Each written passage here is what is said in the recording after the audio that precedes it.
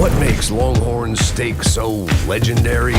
Restaurants try to keep some things under wraps. So, let's uncover 10 secrets that Longhorn Steakhouse doesn't want you to know.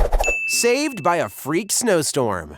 I was having fun playing in the snow, and now you've ruined it like a pizza place ruins a salad. While the first Longhorn Steakhouse location was on the very busy Peachtree Street in Atlanta, Georgia, it had the unfortunate luck to be located across the street from the very popular Harrison's Pub. So at first, business was slow. Now, it's no secret that in real estate, it's all about location, location, location. But there can always be some luck that can fall in your favor. First off, while Harrison's was a great place for drinks, it had a meager menu, which meant that because Longhorn's kept its kitchen open late, regulars who had their fill of beer could go across the street for a midnight steak. Maybe that's not a coincidence. But in January of 1982, a freak blizzard hit Atlanta. Longhorn's offered $1 drinks and food specials to anyone who came in seeking shelter from what was eventually known as Snow Jam 82, which sounds like it could be a new wave music festival. One of the patrons was a columnist for the Atlanta Journal and Constitution, who ended up writing about the restaurant's generosity and quality food. So, after the snow had melted, the restaurant soon had lines out the door. Throughout the rest of the decade, it would expand throughout Georgia and other southern states. And now, Longhorn Steakhouse has over 500 locations across the country. They know how you like your steak. How do they know? The customer might always be right. But who's right when two customers get in a heated argument over how well done or rare a steak should be? While Longhorn Steakhouse obviously asks diners how they want their steak prepared when they're ordering, some surveys done over the course of the year revealed how much red, pink, and gray steak aficionados want to see on their plates. Just as the most popular cup of coffee is a standard blend with a bit of cream and sugar, steaks are right in the middle of the road as well, with 37% of diners saying that medium is their preferred level of doneness. On either side of this is medium well and medium rare, as it's basically down the middle at 26% and 22% respectively. At the extremes are those championing well done at 12% and the smallest group wanting their steak cooked rare at 3%. If you were going to put it on a graph, the results would look like the very familiar bell curve. All this information is extremely valuable to Longhorn. Yes, science! Because by having a general idea of how many different grill times they have to prepare for, they can better set up and staff their kitchens to make sure the best quality food is being served in a reasonable amount of time. Of course, the best advice when trying a new cut of steak for the first time can come from your server, because they can take into consideration your preferences and the slight differences in the way the restaurant's cooks prepare a medium and medium rare strip loin. A humorous death row commercial. The Grim Reaper. Who? The Grim Reaper. Yes, I see.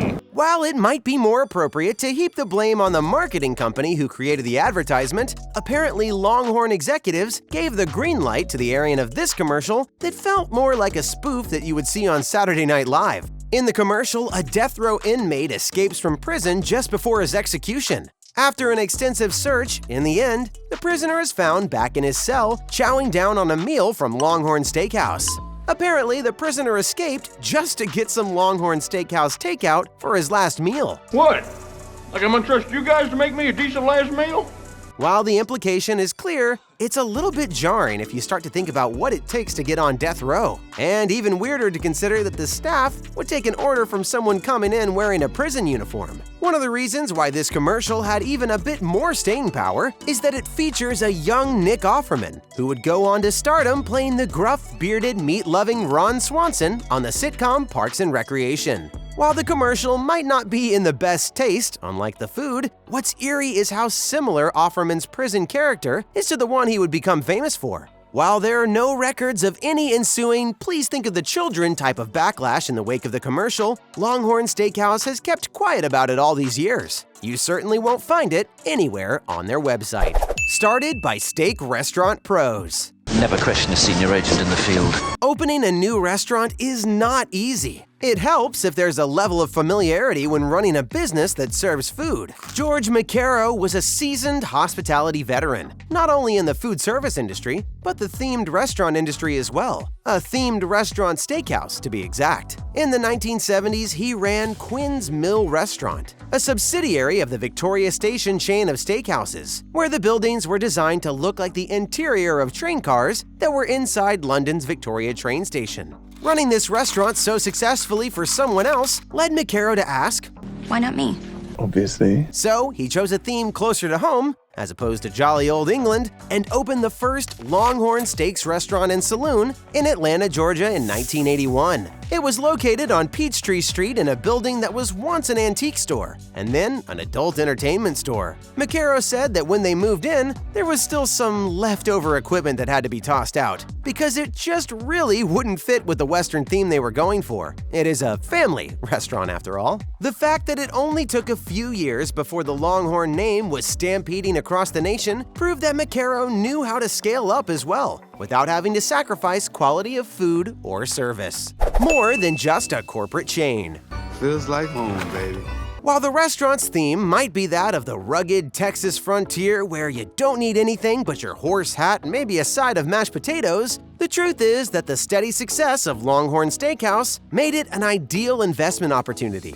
And in 2007, Darden Restaurants Incorporated bought the growing franchise, bringing it under the large corporate umbrella that includes some very well-known chains, like the Olive Garden, the Capitol Grill, and Bahama Breeze. Many of these restaurants bring different tastes from around the world into a casual but upscale dining experience that's easily found in big cities and the suburbs. No one goes to the Olive Garden expecting an authentic Italian experience, but just a good bowl of pasta and a lot of bread. Longhorn Steakhouse is very careful with how it presents itself from a corporate perspective.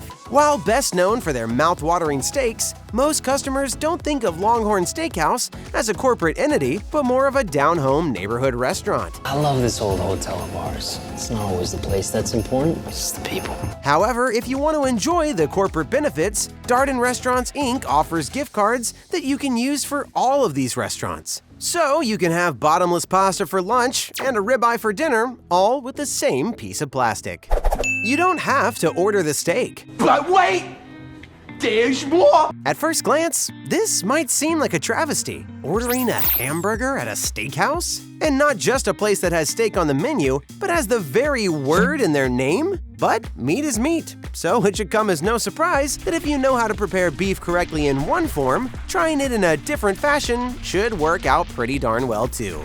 The LH Burger, no points for guessing what the letters stand for, doesn't get too fancy, because it doesn't have to. Plenty of restaurant burgers, whether fast food or full-service versions, heap on the toppings to make up for the fact that the meat might not be a cut above. But at Longhorn Steakhouse, it is, meaning the star will always be the beef patty, and the other toppings are quite traditional: lettuce, tomato, pickles, onion, because they're only meant to play a supporting role. If beef isn't your preferred meat, Don't worry, my love. between the baby back ribs and the cowboy pork chops, you will definitely have options. You might not have known that the Parmesan-crusted chicken was even a thing until this very moment. But it's absolutely something you'll want to experience, because cheese improves everything. And if you just can't resist the pull of a good steak, then there's no better time to ask, Why not both? Of course, a place like this encourages a good surf and turf. And whether that's skewers of shrimp or the iconic lobster tail, the buttery lightness of seafood will always contrast perfectly with rich, complex flavors of beef. The kids menu is so good. Can I get a kid's meal? I don't see no kids. While the temptation is just to rush to the nearest fast food joint just because you don't want your children to kick up a fuss when you go to a better quality restaurant, Longhorn's figured out the best way to keep kids happy is to treat them with respect. The food choices on their kids' menu are standard fare, but how they prepare them is anything but. The same level of quality that goes into your steak goes into whatever your kids order as well. Even from a business standpoint, Longhorn management realized early that if the children have a good time, then their parents will as well, meaning the whole family is more likely to return for another visit. Of course, there's the standard cheeseburger, based on the aforementioned amazing burger from the regular menu, and mac and cheese. But if they do want to take a stab at their first steak, there is the kids' sirloin, which is a great introduction to the beefy side of life. Hungry? Yeah. Even better is that these traditional dishes are being prepared in a much more nutrition-focused way than in the past. This means sides of vegetables, and not necessarily fries, but broccoli, and chicken tenders that are grilled, not fried. In fact, there's nothing wrong with you being the proper role model, swapping out the potatoes for asparagus or broccoli for your next meal as well. Find local favorites on their website. In the computer? Are you curious as to what your neighbors are gorging on at your local Longhorn location? The company's website makes it easy to find out, because when you search for the closest restaurant near you, you have the option of clicking on Guests Picks to see what kind of steak and which dessert is currently all the rage in your neighborhood. I'll have what she's having. Every time an order goes into the system, it's saved and can be compiled and presented so you'll always get a sort of top 10 list for your town's location. Do you want to see what all the fuss is about over the New York Strip, even if you live halfway across the country? Or is there a reason why the Longhorn salmon entree is doing so well at a steakhouse? Setting up a tasting party with friends at a restaurant like this is already a win-win, especially if you add some amusing rules where you're not allowed to order the most popular items.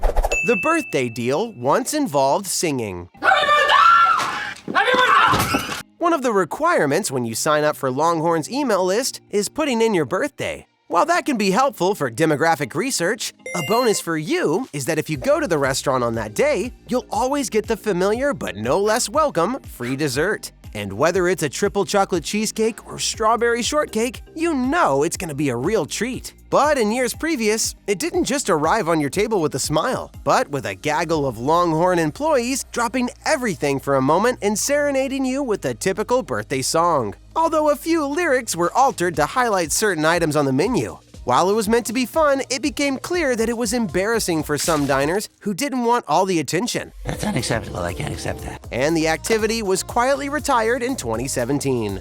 It might also have something to do with a lot of employees having missed choir practice that week. Sing! Remember, the waitstaff weren't hired for their singing skills. They do great things for local communities. Spare a moment for homeless children? Sorry, no.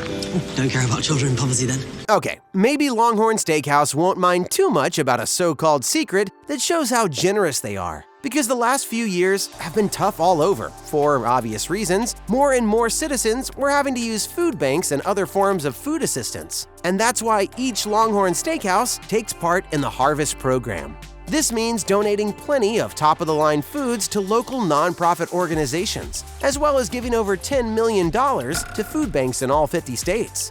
Donate, donate, donate in a hurry. Through their parent company, Darden Restaurants, Inc., Longhorn has helped these organizations start up food trucks that can easily deliver essential meals to people who need it the most. So if you need one more secret to realize why you should consider to visit Longhorn Steakhouse, this is a great one.